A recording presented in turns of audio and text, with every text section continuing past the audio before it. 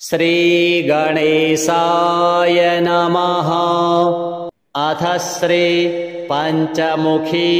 हनुमत् हृदय स्तोत्रम्। श्री सीतारामचन्द्राभ्यां नमः। विनियोगः। ओम अस्य श्री पंचवक्त्र हनुमत् हृदय स्तोत्र मंत्रस्य भगवान् श्रीरामचन्द्र ऋषिः अनुष्टुप् छन्दः। श्री पंचवक्त्र हनुमान् देवता ओम बीजां रुद्रमूर्तये इति शक्तिः स्वाहा कीलकां श्री पंचवक्त्र हनुमद्देवता प्रसादसिद्ध्यर्थे जपे विनियोगः। करन्यासः। ओम ह्रां अंजनासुताय अंगुष्ठाभ्यां नमः। ओम ह्रीं रुद्रमूर्तये तर्जनीभ्यां नमः। ओम ह्रूं वायुपुत्राय मध्यमाभ्यां नमः। ओम ह्रैं अग्निगर्भाय अनामिकाभ्यां नमः। ओम ह्रौं रामदूताय कनिष्ठिकाभ्यां नमः। ओम ह्रः पंचवक्त्र हनुमते करतल करपृष्ठाभ्यां नमः। हृदयादिन्यासः। ओम ह्रां अंजनासुताय हृदयाय नमः। ओम ह्रीं रुद्रमूर्तये शिरसे स्वाहा। ओम ह्रौं वायुपुत्राय शिखायै वषट्। ओम ह्रैं अग्निगर्भाय कवचाय हुं। ओम ह्रौं रामदूताय नेत्रत्रयाय वषट्। ओम ह्रः पंचवक्त्र हनुमते अस्त्राय फट्। भुः इति दिग्बन्धः। ध्यानम्। ध्यायेद्बालदिवाकरद्युतिनिभां देवारिदर्पापहम् देवेन्द्रप्रमुखैः प्रशस्तयशसं देदीप्यमानं ऋचा सुग्रीवादिसमस्तवानरयुतं सुव्यक्ततत्त्वप्रियं संरक्तारुणलोचनं पवनजं पीताम्बरालङ्कृतम्। ओम नमो वायुपुत्राय पंचवक्त्राय ते नमः। नमोस्तु दीर्घबालाय राक्षसान्तकराय च वज्रदेह नमस्तुभ्यं शताननमदापः सीतासन्तोषकर्ण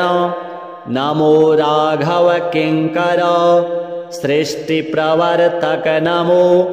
महास्थित नमो नमः कलाकाष्ठस्वरूपाय माससंवत्सरात्मक नमस्ते ब्रह्मरूपाय शिवरूपाय ते नमः। नमो विष्णुस्वरूपाय सूर्यरूपाय ते नमः। नमो वह्निस्वरूपाय नमो गगनचारिणे सर्वरम्भावनचर अशोकवननाशक नमो कैलासनिलय मलयाचलसंश्रय नमो रावणनाशाय इन्द्रजिद्वधकारिणे महादेवात्मक नमो नमो वायुतनूद्भव नमः सुग्रीव सचिव सीतासन्तोषकारण समुद्रोल्लङ्घन नमो सौमित्रेः प्राणदायक महावीर नमस्तुभ्यं दीर्घबाहो नमो नमः दीर्घबाल नमस्तुभ्यं वज्रदेह नमो नमः छायाग्रहहर नमो वरसौम्यमुखे क्षण सर्वदेवसु संसेव्य मुनिसंघ नमस्कृत अर्जुन ध्वज संवास कृष्णार्जुन सुपूजित धर्मार्थ काम मोक्षाख्य पुरुषार्थ प्रवर्तक ब्रह्मास्त्र बंद्य भगवन् आहतासुर नायक भक्त कल्प महाभुज भूत बेताल नाशक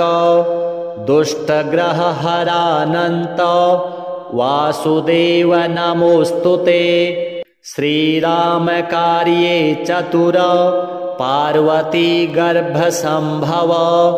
नमः पंपावनचर ऋष्यमूक कृतालय धान्यमाली शापहर कालनेमि निबर्हण सुवरचला प्राणनाथ रामचंद्र परायण नमो वर्ग स्वरूपाय वर्णनीय गुणोदय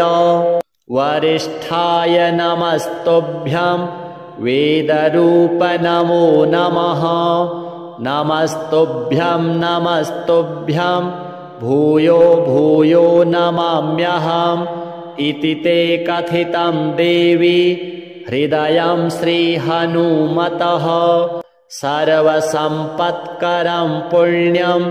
सर्वसौख्यविवर्धनं दुष्टभूतग्रहहरं क्षयापस्मारनाशनं यस्त्वात्मनियमो भक्त्या वायुसूनोः सुमङ्गलं हृदयं पठते नित्यं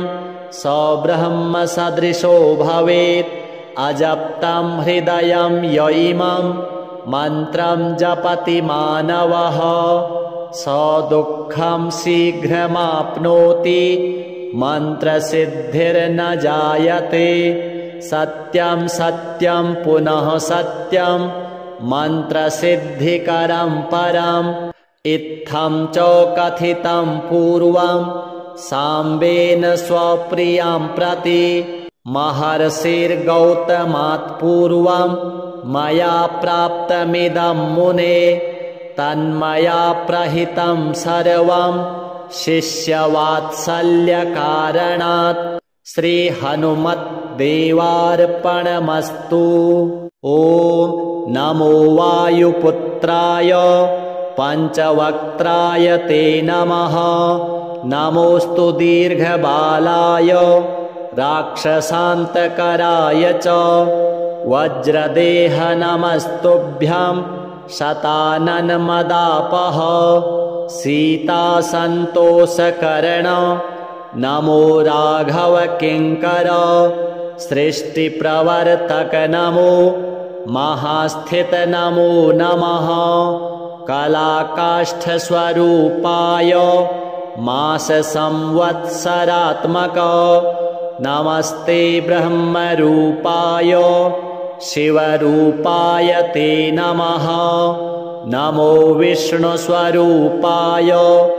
सूर्यरूपाय ते नमः नमो वह्निस्वरूपाय नमो गगनचारिणे सर्वरम्भावनचर अशोकवननाशक नमो कैलासनिलय मलयाचलसंश्रय नमो रावणनाशाय इन्द्रजिद्वधकारिणे महादेवात्मक नमो नमो वायुतनूद्भव नमः सुग्रीवसचिव सीतासन्तोषकारण समुद्रोल्लङ्घन नमो सौमित्रेः प्राणदायक महावीर नमस्तुभ्यं दीर्घबाहो नमो नमः दीर्घबाल नमस्तुभ्यं वज्रदेह नमो नमः छायाग्रहहर नमो वरसौम्यमुखे क्षण सर्वदेवसु संसेव्य मुनिसंघ नमस्कृत अर्जुन ध्वज संवास कृष्णार्जुन सुपूजित धर्मार्थ काम मोक्षाख्य पुरुषार्थ प्रवर्तक ब्रह्मास्त्र बंद्य भगवन आहतासुर नायक भक्त कल्प महाभुज भूत बेताल नाशक दुष्टग्रह हरानंत वासुदेव नमोस्तुते श्रीराम कार्ये चतुर पार्वती गर्भ संभव नमः पंपावनचर ऋष्यमूक कृतालय धान्यमाली शापहर कालनेमि निबर्हण सुवरचला प्राणनाथ रामचंद्र परायण नमो वर्ग स्वरूपाय वर्णनीय गुणोदय वरिष्ठाय नमस्तुभ्यं वेदरूप नमो नमः नमस्तुभ्यं नमस्तुभ्यं भूयो भूयो नमाम्यहम् इति ते कथितं देवी हृदयं श्रीहनुमतः सर्वसम्पत्करं पुण्यं सर्वसौख्यविवर्धनं दुष्टभूतग्रहहरं क्षयापस्मारनाशनं यस्त्वात्मनियमो भक्त्या वायुसूनोः सुमङ्गलं हृदयं पठते नित्यं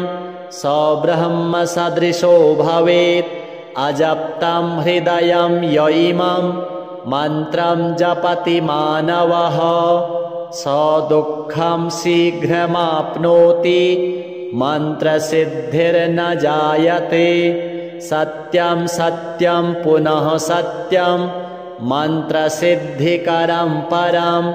इत्थं च कथितं पूर्वं साम्बेन स्वप्रियां प्रति महर्षिर्गौतमात् पूर्वं मया प्राप्तमिदं मुने तन्मया प्रहितं सर्वं शिष्यवात्सल्यकारणात्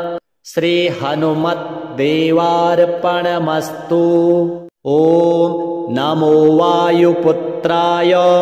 पञ्चवक्त्राय ते नमः नमोऽस्तु दीर्घबालाय राक्षसान्तकराय च वज्रदेह नमस्तुभ्यं शताननमदापः सीतासन्तोषकर्ण नमो राघव किङ्कर सृष्टिप्रवर्तक नमो महास्थित नमो नमः कलाकाष्ठस्वरूपाय माससंवत्सरात्मक नमस्ते ब्रह्मरूपाय शिवरूपाय ते नमः नमो विष्णुस्वरूपाय सूर्यरूपाय ते नमः नमो वह्निस्वरूपाय नमो गगनचारिणे सर्वरम्भावनचर अशोकवननाशक नमो कैलासनिलय मलयाचलसंश्रय नमो रावणनाशाय इन्द्रजिद्वधकारिणे महादेवात्मक नमो नमो वायुतनूद्भव नमः सुग्रीव सचिव सीतासन्तोषकारण समुद्रोल्लङ्घन नमो सौमित्रेः प्राणदायक महावीर नमस्तुभ्यं दीर्घबाहो नमो नमः दीर्घबाल नमस्तुभ्यं वज्रदेह नमो नमः छायाग्रहहर नमो वरसौम्यमुखे क्षण सर्वदेवसु संसेव्य मुनिसंघ नमस्कृत अर्जुन ध्वज संवास कृष्णार्जुन सुपूजित धर्मार्थकाममोक्षाख्य पुरुषार्थप्रवर्तक ब्रह्मास्त्रवन्द्य भगवन् आहतासुरनायक भक्तकल्पमहाभुज भूतवेतालनाशक दुष्टग्रहहरानन्त वासुदेव नमोऽस्तु ते।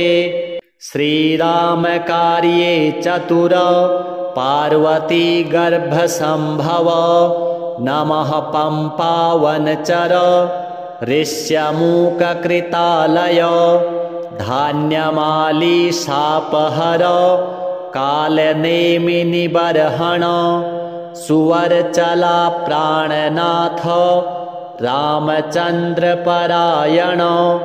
नमो वर्गस्वरूपाय वर्णनीय गुणोदय वरिष्ठाय नमस्तुभ्यं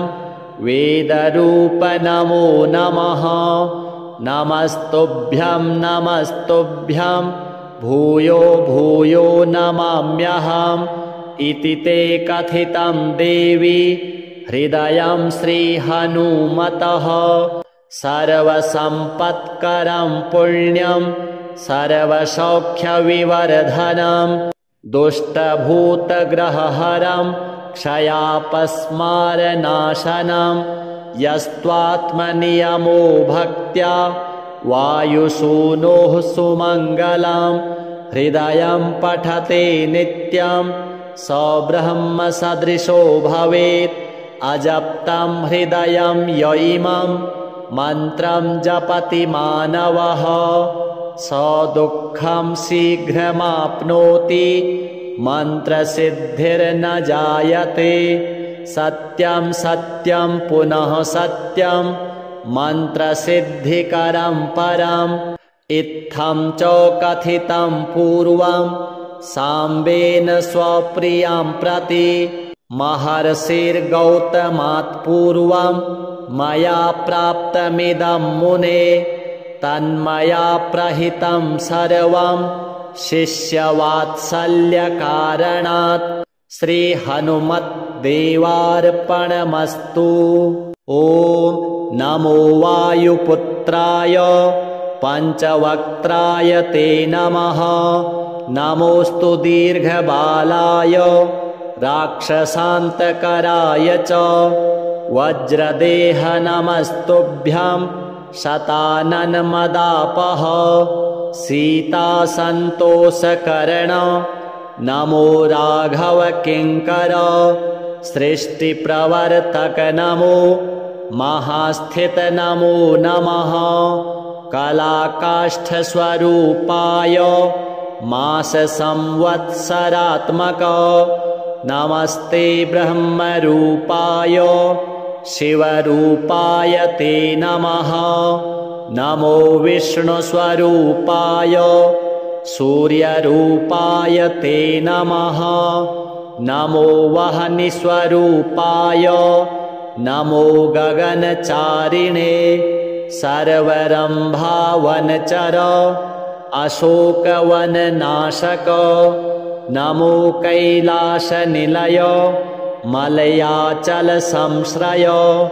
नमो रावणनाशाय इन्द्रजिद्वधकारिणे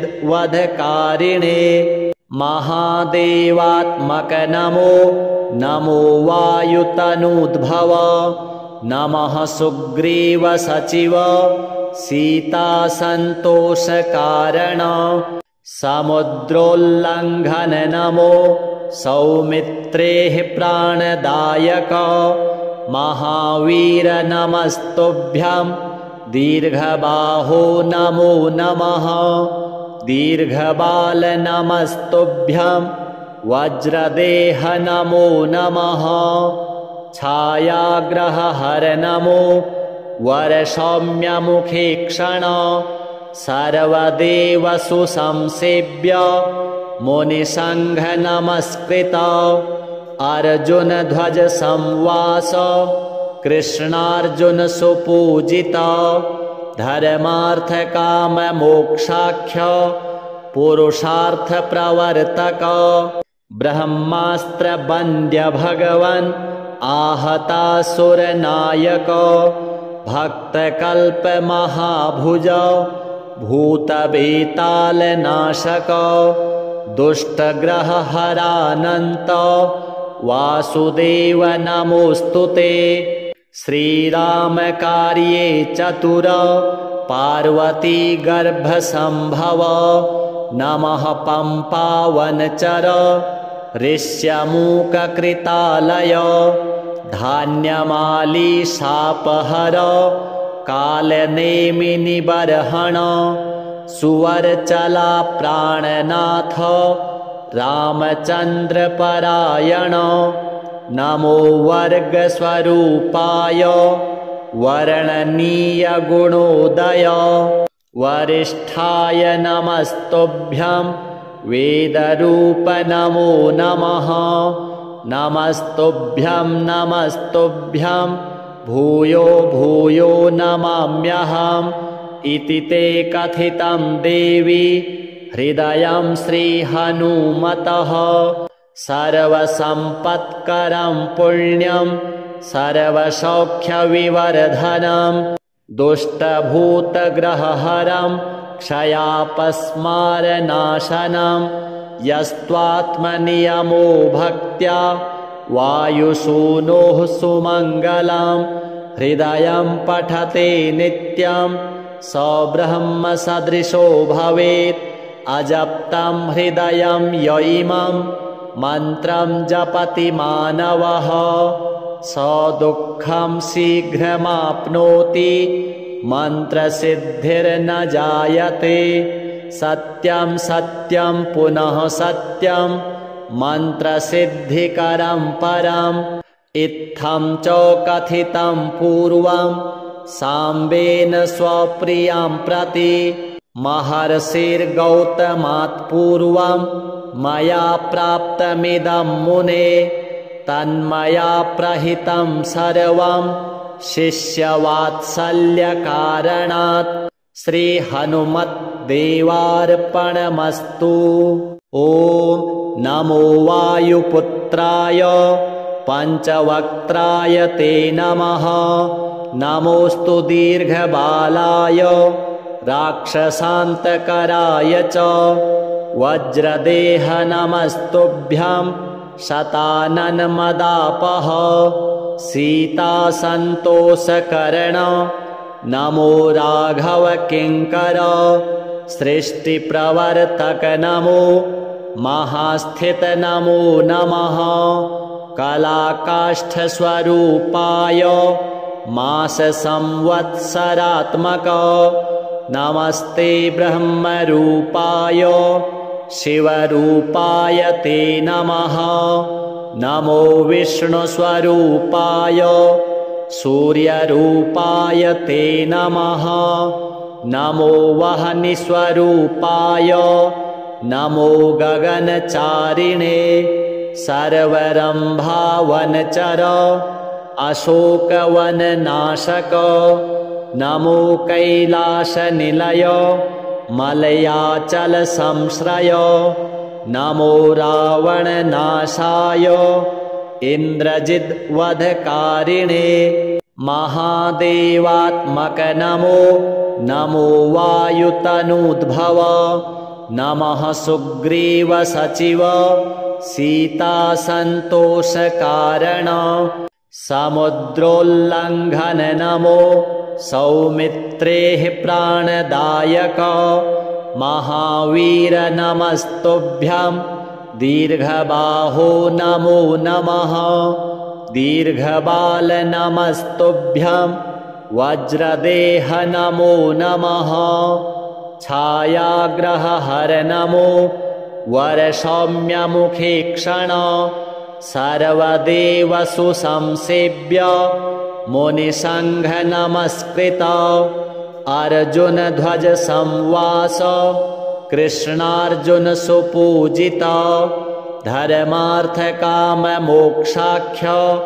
पुरुषार्थ प्रवर्तक ब्रह्मास्त्र वन्द्य भगवन् आहतासुर नायक भक्तकल्पमहाभुज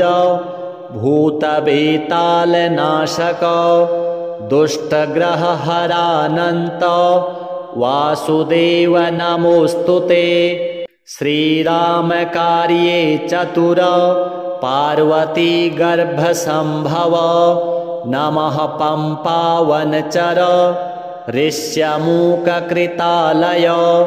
धान्यमाली शापहर कालनेमिनिबर्हण सुवर्चला प्राणनाथ रामचन्द्रपरायण नमो वर्गस्वरूपाय वर्णनीयगुणोदय वरिष्ठाय नमस्तुभ्यं वेदरूप नमो नमः नमस्तुभ्यं नमस्तुभ्यं भूयो भूयो नमाम्यहम् इति ते कथितं देवी हृदयं श्रीहनुमतः सर्वसम्पत्करं पुण्यं सर्वसौख्यविवर्धनं दुष्टभूतग्रहहरं क्षयापस्मारनाशनं यस्त्वात्मनियमो भक्त्या वायुसूनोः सुमङ्गलं हृदयं पठते नित्यं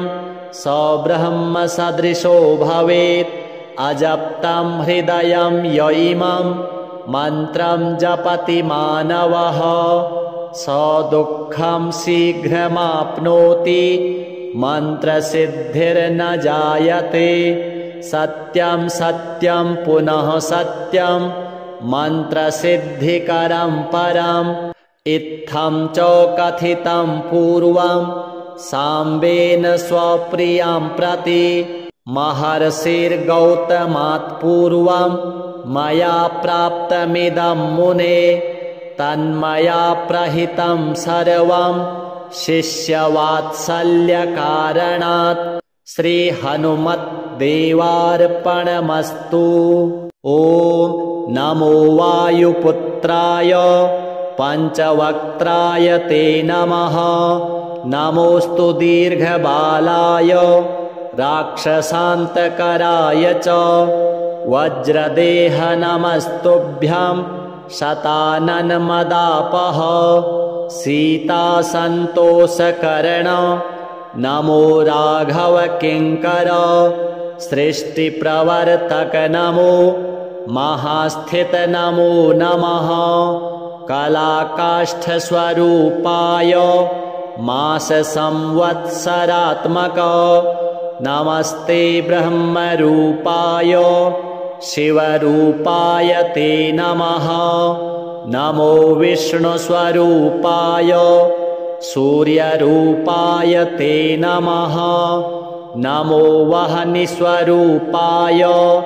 नमो गगनचारिणे सर्वरम्भावनचर अशोकवननाशक नमो कैलासनिलय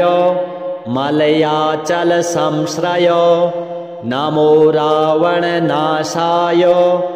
इन्द्रजिद्वधकारिणे महादेवात्मक नमो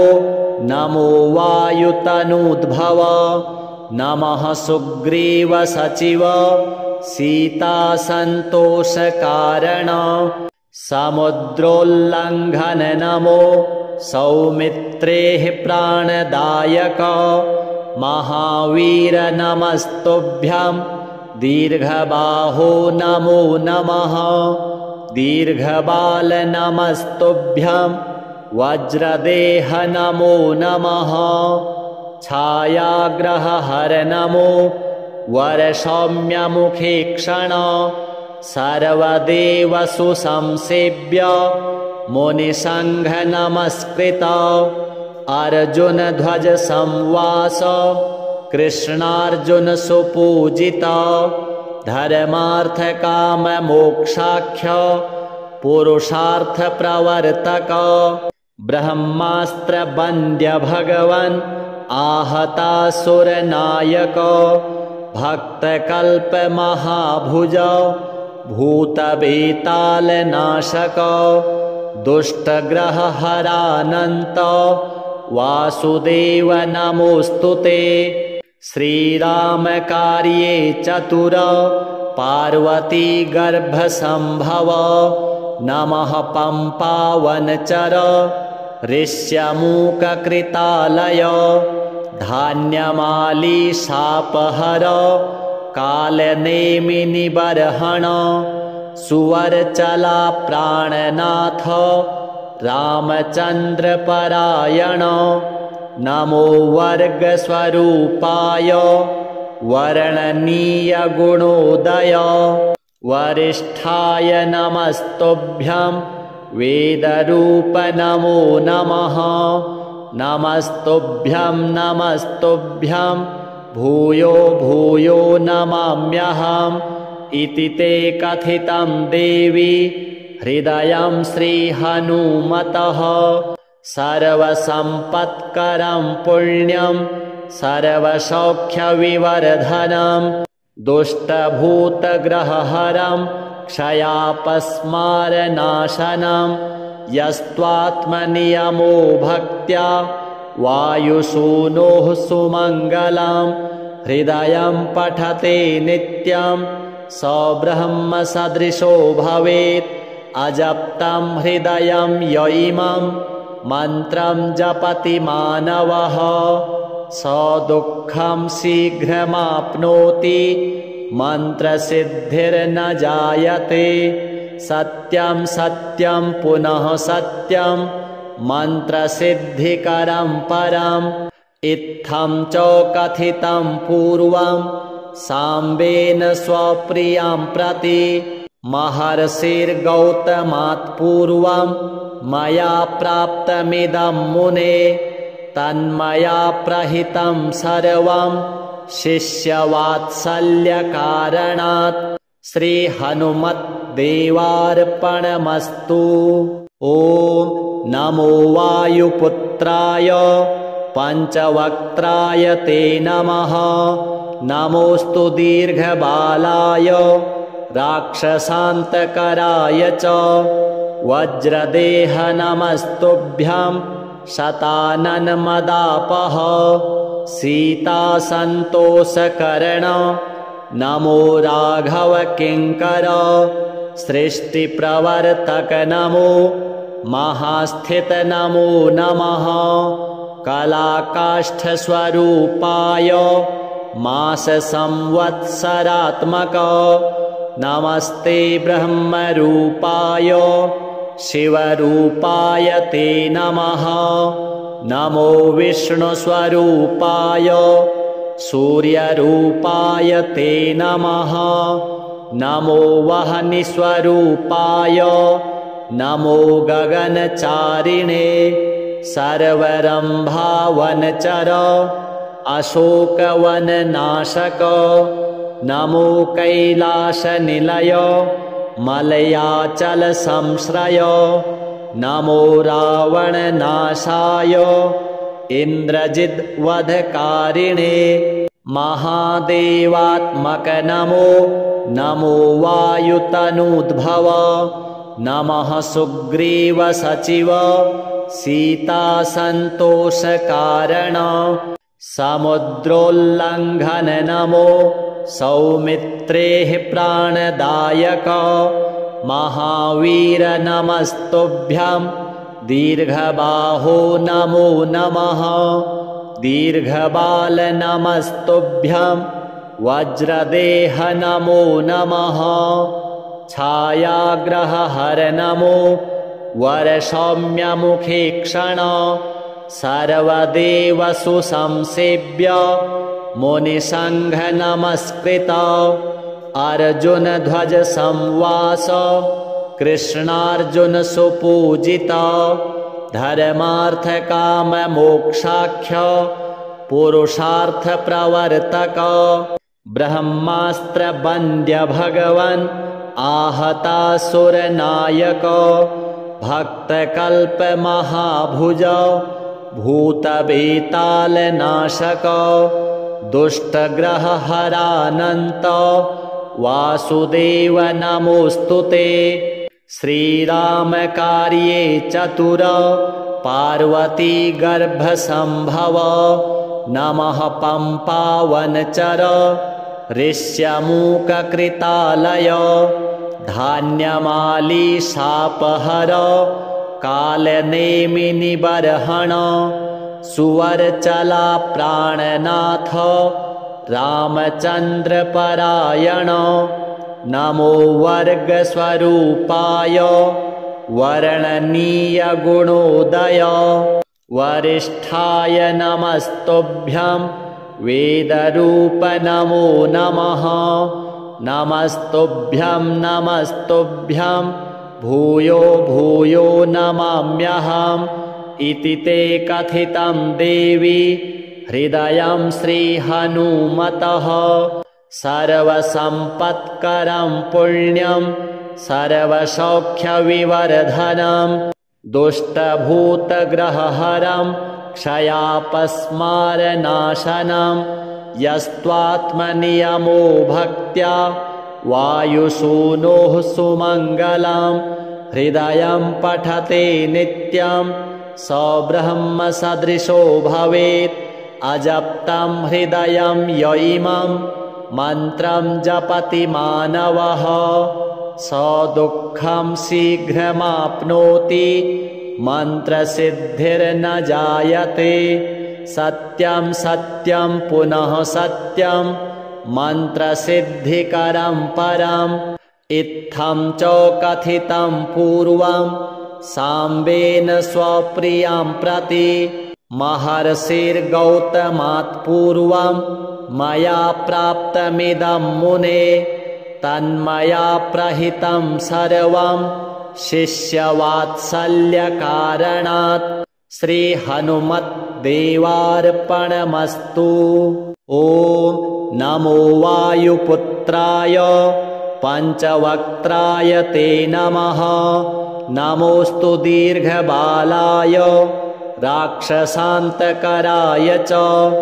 वज्रदेह नमस्तुभ्यं शताननमदापः सीतासन्तोषकरण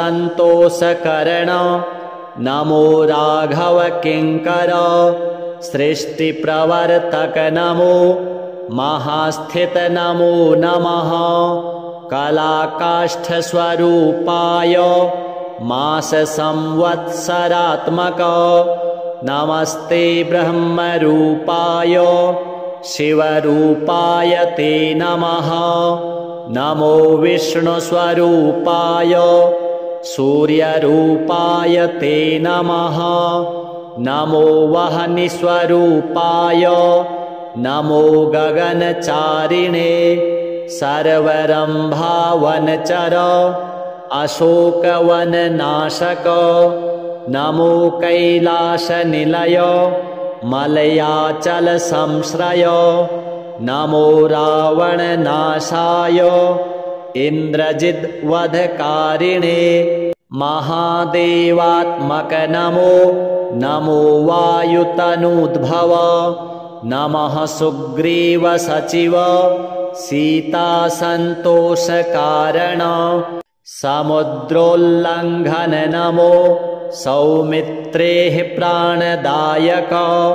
महावीर नमस्तुभ्यं दीर्घबाहो नमो नमः दीर्घबाल नमस्तुभ्यं वज्रदेह नमो नमः छायाग्रहहर नमो वरसौम्यमुखे क्षण सर्वदेवसु संसेव्य मुनिसङ्घ नमस्कृत अर्जुन ध्वज संवास कृष्णार्जुन सुपूजित धर्मार्थ काम मोक्षाख्य पुरुषार्थ प्रवर्तक ब्रह्मास्त्र वन्द्य भगवन् आहतासुर नायक भक्तकल्प महाभुज भूतवेताल नाशक दुष्टग्रहहरानन्त वासुदेव नमोऽस्तुते श्रीरामकार्ये चतुर पार्वती गर्भसंभव नमः पम्पावनचर ऋष्यमूककृतालय धान्यमालीशापहर कालनेमिनिबर्हण सुवर्चला प्राणनाथ रामचन्द्रपरायण नमो वर्गस्वरूपाय वर्णनीयगुणोदय वरिष्ठाय नमस्तुभ्यं वेदरूप नमो नमः नमस्तुभ्यं नमस्तुभ्यं भूयो भूयो नमाम्यहम् इति ते कथितं देवी हृदयं श्रीहनुमतः सर्वसम्पत्करं पुण्यं सर्वसौख्यविवर्धनं दुष्टभूतग्रहहरं क्षयापस्मारनाशनं यस्त्वात्मनियमो भक्त्या वायुसूनोः सुमङ्गलं हृदयं पठते नित्यं स ब्रह्मसदृशो भवेत् अजप्तं हृदयं य इमं मन्त्रं जपति मानवः स दुःखं शीघ्रमाप्नोति मन्त्रसिद्धिर्न जायते सत्यं सत्यं पुनः सत्यं मन्त्रसिद्धिकरं परम् इत्थं च कथितं पूर्वं साम्बेन स्वप्रियां प्रति महर्षिर्गौतमात् पूर्वं मया प्राप्तमिदं मुने तन्मया प्रहितं सर्वं शिष्यवात्सल्यकारणात् श्रीहनुमद्देवार्पणमस्तु। ॐ नमो वायुपुत्राय पञ्चवक्त्राय ते नमः नमोऽस्तु दीर्घबालाय राक्षसान्तकराय च वज्रदेह नमस्तुभ्यं शताननमदापः सीतासन्तोषकरण नमो राघव किङ्कर सृष्टिप्रवर्तक नमो महास्थित नमो नमः कलाकाष्ठस्वरूपाय माससंवत्सरात्मक नमस्ते ब्रह्मरूपाय शिवरूपाय ते नमः नमो विष्णुस्वरूपाय सूर्यरूपाय ते नमः नमो वह्निस्वरूपाय नमो गगनचारिणे सर्वरम्भावनचर अशोकवननाशक नमो कैलासनिलय मलयाचलसंश्रय नमो रावणनाशाय इन्द्रजिद्वधकारिणे महादेवात्मक नमो नमो वायुतनूद्भव नमः सुग्रीवसचिव सीतासन्तोषकारण समुद्रोल्लङ्घन नमो सौमित्रेः प्राणदायक महावीर नमस्तुभ्यं दीर्घबाहो नमो नमः दीर्घबाल नमस्तुभ्यं वज्रदेह नमो नमः छायाग्रहहर नमो वरसौम्यमुखीक्षण सर्वदेवसु संसेव्य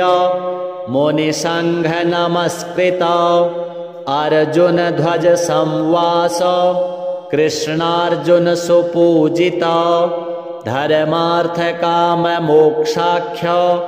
पुरुषार्थ प्रवर्तक ब्रह्मास्त्र वन्द्य भगवन् आहतासुर नायक भक्तकल्प महाभुज भूतवेताल नाशक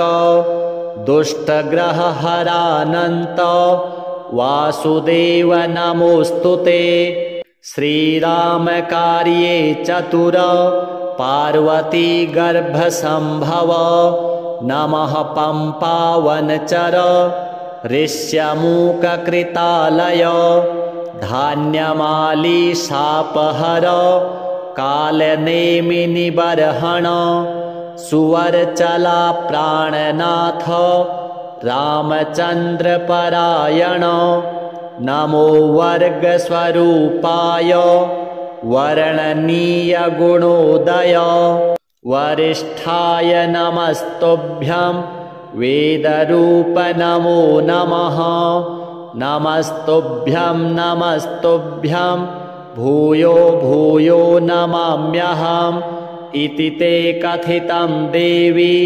हृदयं श्रीहनुमतः सर्वसम्पत्करं पुण्यं सर्वसौख्यविवर्धनं दुष्टभूतग्रहहरं क्षयापस्मारनाशनं यस्त्वात्मनियमो भक्त्या वायुसूनोः सुमङ्गलं हृदयं पठते नित्यं स ब्रह्मसदृशो भवेत् अजप्तं हृदयं य इमं मन्त्रं जपति मानवः स दुःखं शीघ्रमाप्नोति मन्त्रसिद्धिर्न जायते सत्यं सत्यं पुनः सत्यं मन्त्रसिद्धिकरं परम् इत्थं च कथितं पूर्वं साम्बेन स्वप्रियां प्रति महर्षिर्गौतमात् पूर्वं मया प्राप्तमिदं मुने तन्मया प्रहितं सर्वं शिष्यवात्सल्यकारणात् श्रीहनुमद्देवार्पणमस्तु। ॐ नमो वायुपुत्राय पञ्चवक्त्राय ते नमः नमोऽस्तु दीर्घबालाय राक्षसान्तकराय च वज्रदेह नमस्तुभ्यं शताननमदापः सीतासन्तोषकरण नमो राघव किङ्कर सृष्टिप्रवर्तक नमो महास्थित नमो नमः कलाकाष्ठस्वरूपाय माससंवत्सरात्मक नमस्ते ब्रह्मरूपाय शिवरूपाय ते नमः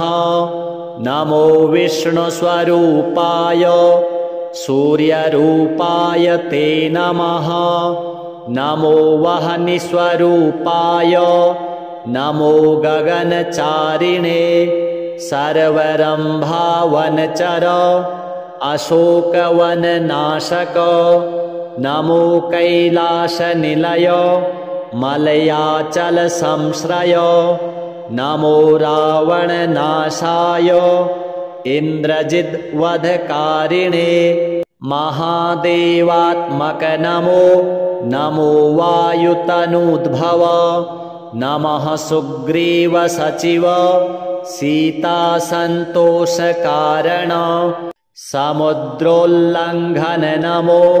सौमित्रेः प्राणदायक महावीर नमस्तुभ्यं दीर्घबाहो नमो नमः दीर्घबाल नमस्तुभ्यं वज्रदेह नमो नमः छायाग्रहहर नमो वरसौम्यमुखे क्षण सर्वदेवसु संसेव्य मुनिसङ्घ नमस्कृत अर्जुनध्वज संवास कृष्णार्जुन सुपूजित धर्मार्थकाममोक्षाख्य पुरुषार्थ प्रवर्तक ब्रह्मास्त्र वन्द्य भगवन् आहतासुरनायक भक्तकल्प महाभुज भूतवेतालनाशक दुष्टग्रहहरानन्त वासुदेव नमोऽस्तुते श्रीरामकार्ये चतुर पार्वती गर्भसम्भव नमः पम्पावनचर ऋष्यमूककृतालय धान्यमालीशापहर कालनेमिनिबर्हण सुवरचला प्राणनाथ रामचन्द्रपरायण नमो वर्गस्वरूपाय वर्णनीयगुणोदय वरिष्ठाय नमस्तुभ्यं वेदरूप नमो नमः नमस्तुभ्यं नमस्तुभ्यं भूयो भूयो नमाम्यहम् इति ते कथितं देवी हृदयं श्रीहनुमतः सर्वसम्पत्करं पुण्यं सर्वसौख्यविवर्धनं दुष्टभूतग्रहहरं क्षयापस्मारनाशनं यस्त्वात्मनियमो भक्त्या वायुसूनोः सुमङ्गलं हृदयं पठते नित्यं स ब्रह्मसदृशो भवेत् अजप्तं हृदयं य इमं मन्त्रं जपति मानवः स दुःखं शीघ्रमाप्नोति मन्त्रसिद्धिर्न जायते सत्यं सत्यं पुनः सत्यं मन्त्रसिद्धिकरं परम् इत्थं च कथितं पूर्वं साम्बेन स्वप्रियां प्रति महर्षिर्गौतमात् पूर्वं मया प्राप्तमिदं मुने तन्मया प्रहितं सर्वं शिष्यवात्सल्यकारणात् श्रीहनुमद्देवार्पणमस्तु। ॐ नमो वायुपुत्राय पञ्चवक्त्राय ते नमः नमोऽस्तु दीर्घबालाय राक्षसान्तकराय च वज्रदेह नमस्तुभ्यं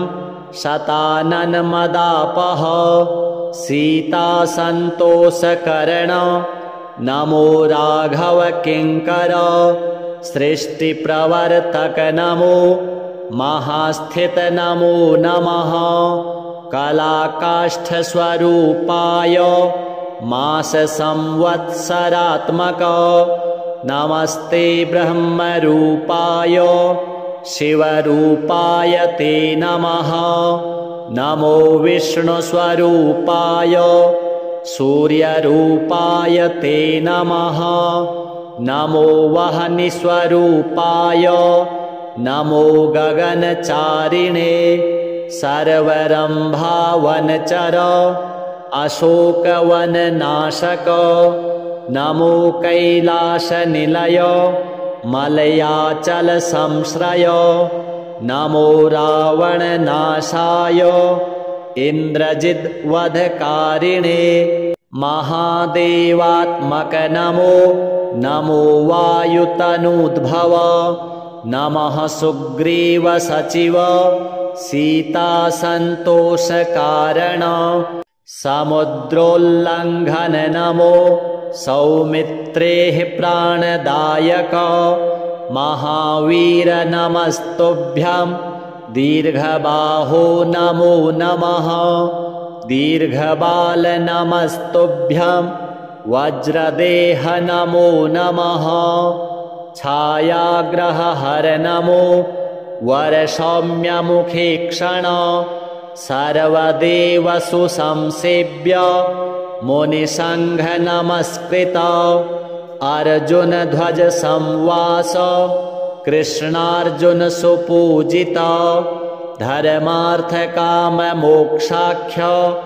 पुरुषार्थ प्रवर्तक ब्रह्मास्त्र वन्द्य भगवन् आहतासुर नायक भक्तकल्प महाभुज भूतवेताल नाशक दुष्टग्रहहरानन्त वासुदेव नमोऽस्तुते श्रीराम कार्ये चतुर पार्वती गर्भसंभव नमः पम्पावनचर ऋष्यमूककृतालय धान्यमाली शापहर कालनेमिनिबर्हण सुवरचला प्राणनाथ रामचन्द्रपरायण नमो वर्गस्वरूपाय वर्णनीयगुणोदय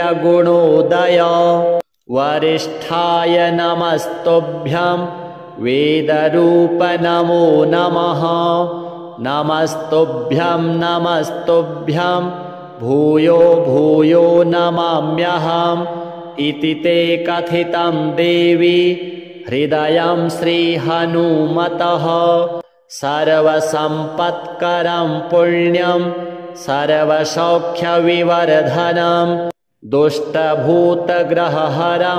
क्षयापस्मारनाशनं यस्त्वात्मनियमो भक्त्या